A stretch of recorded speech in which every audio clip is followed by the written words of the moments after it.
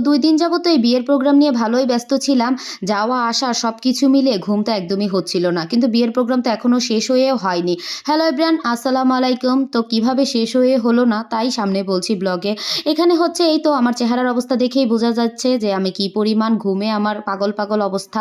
মানে আমার চোখ-টোক একদম ফুলে আছে ঘুমের কারণে। ঘুমের অভাব আমার খুবই হইতেছে। এরপরে ছেলেকে নিয়ে হেলতে-দুলতে কোচিংয়ে যাচ্ছিলাম। সাদের আজকে কোচিং ছিল। শনিবার স্কুল তো বন্ধ, কোচিং তো ছিল। তো এইজন্য মা ছেলে মিলে সকাল ৮টা বাজে এই তো চলে যাচ্ছিলাম।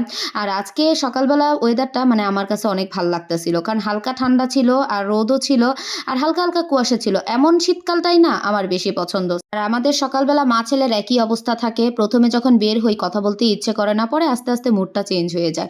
এই তো তারপরে হইতেছে গিয়ে আজকে আনাবের এই কোচিংয়ে নিয়ে যায়নি। ও এখনো ঘুমাইতেছে। যেহেতু গত কয়েকদিন এই মানে বিয়েবাড়ি ঝাই-ঝামেলায় আমাদের তো মানে একই অবস্থা। এজন্য আনাবেরে ঘুম থেকে উঠাইতেও পারি নাই। আর আজকে এই তো সাদকেই নিয়ে গিয়েছিলাম। আর কোচিং শেষ করে এখন আবার বাসায় চলে যাচ্ছি।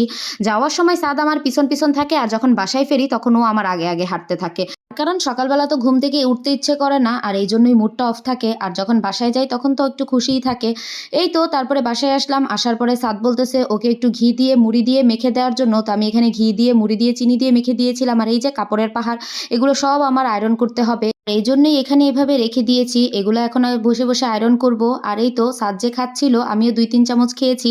আর এই মূলত এই খাবারটা ও হচ্ছে ওর নানুর কাছ থেকেই শিখেছে। আমার আম্মু ওরে প্রায় এইভাবে ঘি দিয়ে, চিনি দিয়ে মুড়ি মেখে দেয়। আর এই তো আমি হচ্ছে এরপরে সব কাপড়গুলো আয়রন করার পরে এখানে বসেছি একটু কফি নিয়ে। আজকে ইচ্ছে করতেছিল একটু হচ্ছে ঘি দিয়ে কফি খাই। তার কারণ আগে আমি প্রায়ই এটা খাইতাম ঘি দিয়ে কফি দিয়ে আর সাথে একটু লেবু দিতাম। আর এখন আর তেমন করে খাওয়া হয় না। আসলে দেখা গিয়েছে ইচ্ছেই করে না। মানে মনে থাকে না এমন একটা ব্যাপার হয়। তারপরে কি আজকে ইচ্ছে করলো আর মন চাইতেছিল যে না একটু কফি খাই এভাবে ঘি দিয়ে এজন্য খেয়ে নিলাম। আর পাশাপাশি তো রান্নাবান্না তো চড়াইছি। এইখানে হচ্ছে আমি আজকে দুপুরবেলা আমার রান্নাবান্না ছিল ওইগুলা দিয়ে তো বাচ্চাদের খাইয়ে দিছি। আর এখন হচ্ছে রাতের জন্য রান্না করতেছিলাম। তার কারণ হচ্ছে বিয়ে তো এখনো শেষ হয়নি। মানে বিয়ের প্রোগ্রামগুলো কিন্তু এখনো শেষ হয়নি। রিসেপশন এখনো বাকি আছে। আর হুট করে বিকেলবেলা তপু ফোন দিয়ে বলল যে আজকে রিসেপশনে আমাদেরও ইনভাইট করা হইছে। তো এইজন্য আমি একটা ড্রেস নামিয়ে নিলাম রান্না-টান্না শেষ করার পর। এই তো তারপরে হচ্ছে রাতের বেলা যেহেতু রিসেপশন ছিল তো আমি একদমই সিম্পলভাবে আজকে রেডি হয়ে নিয়েছিলাম। ফার্স্টে আমি এভাবে হিজাবটা বাঁধছি। বাঁধার পর আমার কাছে কেন জানি মনে হইতেছিল আমার এটা একদমই ভাল লাগতেছে না। পরে আবার হিজাবটা খুলে এভাবে আবার চেঞ্জ করে বেঁধে নিয়েছি।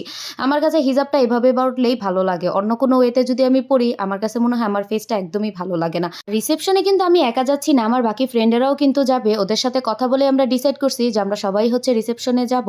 আর গতকাল তো আপনারা ভিডিওতে দেখেছিলেনই আমার ফ্রেন্ডেরা আমরা একসাথে হলে কি পরিমাণ আমরা মজা করি। তো আজকে কি আবার না হবে? আজকে তো এর থেকে বেশি হবে। তো এখান থেকে আমি আজকে বিদায় নিচ্ছি। আগামীকাল বাকি ব্লগটা শেয়ার করব। আজকের মতো আল্লাহ হাফেজ।